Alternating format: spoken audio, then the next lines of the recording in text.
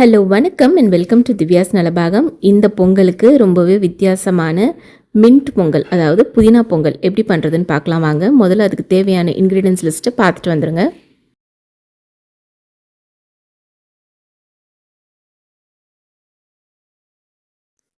இதுக்கு ஒரு பேஸ்ட் அரைச்சிக்கலாம். அதுக்கு ஒரு மிக்சி ஜாரில் ஒரு துண்டு இஞ்சி சேர்த்துக்கலாம், ஒரே ஒரு பச்சை மிளகா, ஒரு அரை டீஸ்பூன் அளவுக்கு சீரகம், ஒரு கைப்பிடி அளவுக்கு புதினா இலை.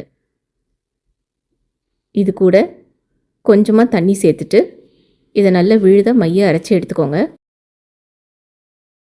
நமக்கு பேஸ்ட் ரெடி. இது அப்படியே இருக்கட்டும். இப்போ ஒரு பாத்திரத்தில் ஒரு கப் பச்சரிசியும் ஒரு அரை கப் பாசிப்பருப்பும் சேர்த்துக்கலாம். இது ரெண்டுத்தையும் இப்போ நல்லா கழுவி எடுத்துக்கோங்க. இது அப்படியே இருக்கட்டும். இப்போ ஒரு ப்ரெஷர் குக்கரை சூடு பண்ணி ஒரு 1.5 டேபிள் ஸ்பூன் அளவுக்கு நெய் சேர்த்துக்கோங்க. இதில் ஒரு டீஸ்பூன் சீரகம், ஒரு 3/4 டீஸ்பூன் மிளகு, ஒரு பச்சை மிளகா, ஒரு துண்டு இஞ்சி நல்லா பொடியாக கட் பண்ணி அதையும் சேர்த்துக்கலாம். கொஞ்சமாக கருவேப்பிலை, பெருங்காயத்தூள் கொஞ்சம், எல்லாத்தையும் சேர்த்துட்டு நல்லா வறுத்துருங்க. இதில் இப்போ அரைச்சி வச்சுருக்க இந்த புதினா விழுது சேர்த்துருங்க. கொஞ்சமாக தண்ணியும் அலசி ஊற்றிக்கோங்க. இதை ஒரு ஃபியூ செகண்ட்ஸ் கொதிக்க விடுங்க.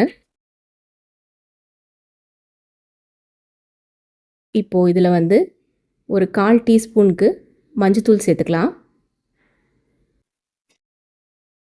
இந்த பொங்கலுக்கு தேவையான அளவு உப்பையும் சேர்த்துருங்க. எல்லாம் நல்லா மிக்ஸ் பண்ணி விட்டுட்டு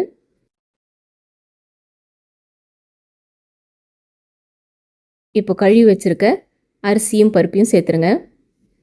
தேவைப்பட்ட ஊற வைக்கலாம், நான் ஊற வைக்கல. இப்போ இது எல்லாத்தையும் நல்லா மிக்ஸ் பண்ணி விட்டுக்கோங்க.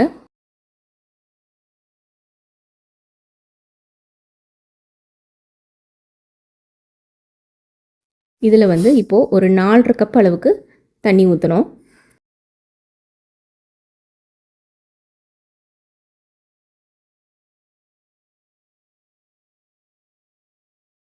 இப்போ எல்லாத்தையும் நல்லா மிக்ஸ் பண்ணி விட்டுக்கோங்க.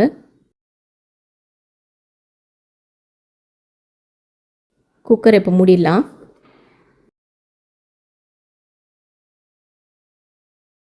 இது இப்போ ஒரு 4-5 விசில் வரட்டும். விசில் வந்ததும் அடுப்பை ஆஃப் பண்ணிவிடுங்க. ப்ரெஷர் தானாக அடங்கட்டும்.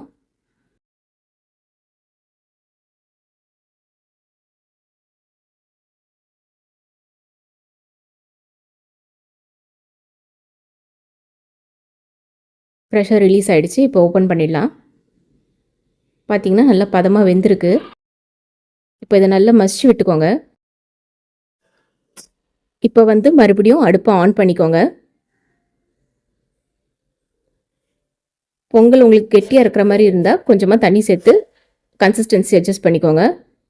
இதை நல்லா மசிச்சு விட்டு கொஞ்சம் கொதிக்க விடுங்க. கடைசியாக நெய்யில் முந்திரி பருப்பு வறுத்து சேர்த்துடலாம். இது எல்லாத்தையும் நல்லா மிக்ஸ் பண்ணி விட்டுக்கோங்க. அவ்வளோதான், அடுப்பு ஆஃப் பண்ணிடலாம். அவ்வளோதாங்க, ரொம்பவே சுவையான மின்ட் பொங்கல் ரெடி. எப்படி இருக்குன்னு செஞ்சு பார்த்துட்டு உங்கள் வியூஸை கமெண்ட்ஸில் சொல்லுங்கள். தேங்க்யூ ஃபார் வாட்சிங்.